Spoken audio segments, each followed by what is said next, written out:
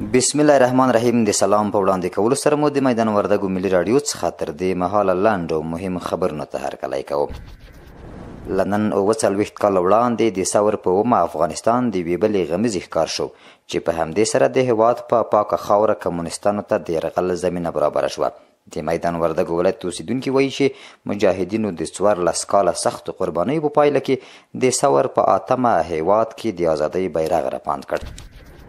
د بهرنیو چارو وزیر مولوي امیر خان متقي دوحې ته د سفر په ترڅ کې د قطر له لومړي وزیر او د بهرنیو چارو وزیر شیخ محمد بن عبدالرحمن الثاني سره وکتل.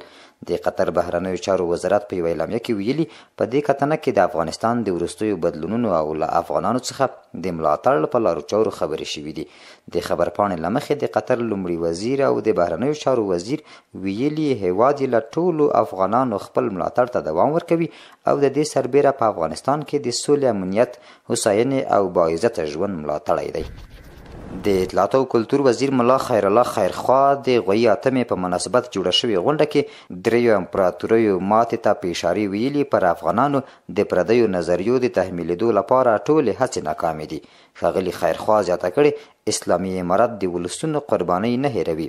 نوموړي ویلي د اسلامي امارت ټول مسؤلین له هر ډول تعصب څخه پاک او د خلکو خدمت ته ژمن دي. د وسلوال پوځ لوی درستیز قاري محمد فصیح الدین فطرت د غویي 8مې په مناسبت جوړه شوې غونډه کې وایي چې افغانان یو موټی دي او ترمنځ یې هیڅ توپیر نشته. ښاغلی فطرت زیاتوي د افغانانو ترمنځ چې توپیر کوي د افغانستان دښمنان دي. د افغانستان ملي راډیو ټلویزیون لوی رئیس قاري محمد یوسف احمدي د غویي 8مې په مناسبت جوړه شوې غونډه کې وایي چې د کمونیستانو د کودتا او پخواني شوروي اتحاد د یرغل پر وړاندې د افغانانو مبارزې ثابته کړه چې په هیڅ قیمت پر خپل ایمان معامله نه کوي. ښاغلي احمدي په افغانستان کې د دریو امپراتوریو ماتې ته په اشارې ویلي افغان ملت پر خپل ایمان او اسلام آباد دي.